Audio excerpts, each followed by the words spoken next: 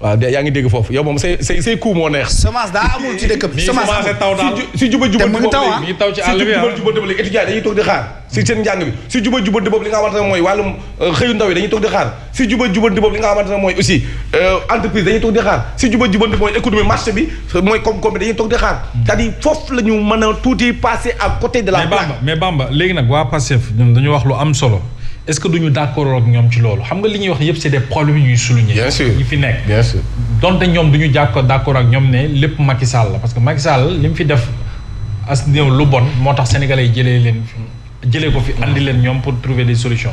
mais est-ce que diir bi gàttul lool ci ñu mën leen a sas ne lii dafa war a antu ci saasi parce que bientôt 2 ans lañ fi nekk di def. est-ce que aujourd'hui teguñu leen. pression ci dañu war a def résultat coûte que coûte. ñoom ñoo ko dugg si bopp askan bi. comment ça. ñoom lu doon campagne focus 2024. du benn ngi noonu. kan la Ousmane Sonko waxul woon ne bu ñu yore réew mi ba waat ko ne en 2 mois ñu soppi réew mi. du ñett ngi noonu. non assemblée sax la waxoon nee na assemblée rek bu ko amoon mën na soppi réew. kon jeex na ñoom ñoo ko dugg si bopp réew mi ba pare xamal leen ne projet bii mooy projet bii naatal Sénégal. waaw projet boobu nag après booy dañoo taxaw ne ko ana projet bi. ñii naan la ay li livre bi ñii naan la ay dama si livre bu ne ñu xëy na ñu léegi nekkatul projet léegi vision 2050 la. mais voilà mais exactement ñi war a dem ba 2050 def fi ñaari at kese. waaw moo tax mais gis nga booy bi ki yor énergie ko en temps 5 ans nañu ko assuré ba pare balaa ñoo dem 50. ah déet 2050 non booy yi nee nañ ma ne booy yi nee nañ am na booy yu ne léegi fi mu toll ak réew mi ni mu toll fi mu réew mi toll nii ak réew mi ni muy demee balaa 5 ans yi di 50 ans yi di mat na matal 5 ans yi ba pare. bu 5 ans yi matee ñu jël mu xool ba xam dañuy dolli wala. booy waxuñu loolu de waa ji moo ko wax te moo ko wax de du yow bu ragal Bamba yow nag ragal Ousmane Sonko moo ni. nañu jël 5 ans yi. yéen ngeen di wax waxu 50 ans. nañu jël 5 ans yi. mais ni ngeen di comporté yoo nii wóoru ne dinañu jeexal 5 ans yi. na 5 ans yi ba pare am temps. mais xam nga Bamba. mon ami Mohamed. c'est pas normal que nous traverse lu ñuy traversé nii. y a une certaine méchanceté étatique derrière. man loolu laa gëm. Parce que Bamba, nous ne sommes pas un pays pauvre. Mohamed, le Sénégal n'est pas un pays pauvre. Qu'est-ce qui le prouve? Bamba, da nga yor pétrole. waaw loolu dëgg la. di ko extraire di ko jaay. loolu dëgg la. xale yi ku ñuy woowee Reug Bodian xaw ma. nee na que cela plaise à l'opposition ou pas. un bateau rempli de gaz a débarqué du port de Dakar en destination Europe. mais pétrole boobu bu ñu ko jaayee xaalis bi fan lay ñëw xanaa du Sénégal Mohamed ñun dañoo am or ñoom ñoo doon wax ne or bi nuñ koy utiliser nuñ koy jaayee baaxul te or baa ngi nii ñoo koy exploiter chaque jour ñoo koy extraire di ko génnee ci suñu suuf si. di ko togg di ko muule di ko jaay xaalis boobu fu muy dugg. voilà. réew mu pauvre ndax la premier ministre bi di utiliser jet privé du tukkee ak moom. réew mu pauvre kay premier ministre day dem ci vol commercial. loolu de la ñu xamoon. réew mu pauvre ni Thomas Sankara defoon noonu la ñuy def da ngay bàyyi kat yi dellu ci clando yi. bu dee yow tu t'identifies à Thomas Sankara. jamono yooyu nag. waaw mais non mais donc il n'a qu'à s'identifier donc ak nit ñi xew tey. bàyyi di identifier wu ak nit yi démb. waaw. parce que Thomas Sankara vivait dans son époque. Sonko est dans une autre époque. nekkul woon ci jouissance quoi. nekkul woon ci jouissance.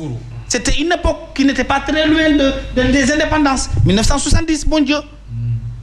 ma kooku lay identifié woo kooku bu mu ñëwee xam ne dëkk bi dafa metti dafa bàyyi veste yi dellu ci tissu traditionnel 2000 francs nga solu 3000 nga solu 5000 nga solu mais ñoom seen yére yii ah yow xam nga li ñuy solo. boo amul 100000 francs CFA doo ko sol ci dëkk bu ndóol. seen dàll 1 million la ñuy sol. gars yi nee na dàll 2 millions. non xoolal Bamba. sénégalais yi la ñuy waxal. gars yi nee na xam nga lan la ñuy wax nous avons la responsabilité de sensibiliser ce peuple là. pour que ñu xam qu'est-ce qui se passe et qu'est-ce qui se joue. ñoom ñoo ngi ci seen communication politique. ñuy poser ay actes di jëf. nit ñi di ko dund ñu koy bëgg a forcer. réew mi ndoolul. réew mi alal kese la. on a énormément de ressources. on a énormément de ressources. xam nga lan la ndóol compétence ak générosité étatique. 4000 cadres nag foo ko fàtte. waaye yan 4000 cadres sénégalais yi la ñuy waxal. gis nga réew mi ku la bëgg a présenter le Sénégal comme un pays pauvre c'est qu'il ne comprend pas et il ne connaît pas ce pays-là. Sur les plus de 197 000 kilomètres carrés lu ñu fi yor ci ressources naturelles bu ñu ko rationaliser sénégalais bu nekk gis ci boppam mais dañuy jël xaalis bi yemale ko ci seen bopp pour l'instant xam nga pour lan pour bëgg a déggal seeni waxu démb xaalis bi dañ ko sàcc dañ ko détourné Macky Sall dafa jaal réew mi na dafa jaay réew mi tubaab bi jaay ko français yi ñun fu mu toll nii dañuy xeex pour récupérer loolu te du dégg c'est pas vrai. Les Français avaient presque quitté tout le Sénégal. C'est vrai que Macky Sall est l'absent le plus présent. Hein. Il avait quitté le Sénégal. Les Français n'avaient plus de grands marchés dans ce pays-là. Puis c'était les Chinois, les Turcs. Bien sûr. On avait de nouveaux partenaires. Macky Sall avait ouvert le Sénégal aux autres partenaires du monde. La France n'avait presque plus rien ici, à part autoroute Bingam, ça ne rapporte presque rien du tout. C'est ça qu'il faut dire aux Sénégalais. Nous savons quoi. bëgg ñu gëmloo ne d'abord comme ndaanaan bi waxoon na ne réew mi dañ ko jaay dañoo luubal alalu réew mi dañ ko caxat-caxatee fokk sénégalais yi ñu xamal leen ne loolooy dégg te du dégg. bon jë mënuñoo woy ci loolu. c'est pas mais loolu la. c'est vrai lu ñuy gën c'est ça sénégalais yi gën a exigeant. mais effectivement sénégalais yi di gën a exigeant maintenant c'est quand est-ce qu'ils vont arrêter ce jeu-là avec le peuple sénégalais. qui continue toujours selon. mais il faut qu'ils arrêtent. Il faut qu'ils arrêtent ce jeu politique. Vouloir donner toujours raison aux gars. buñ ko ñemee. loolu non mais loolu mooy dëgg. parce que ils rendront compte tôt ou tard. ah oui c'est clair. Tu ne peux pas continuer à faire souffrir les Sénégalais pour des pratiques politiques.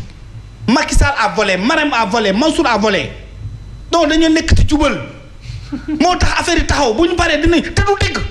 yaa ngi jubal yow di sol ay dala 4 millions 5 millions. jubal bay 10 de. di sol ay tenues tous les jours. ku ci nekk koo ci gis ñoom ñeent ñi El Malick Ndiaye président Bassirou Diomaye Faye Ousmane Sonko et les autres.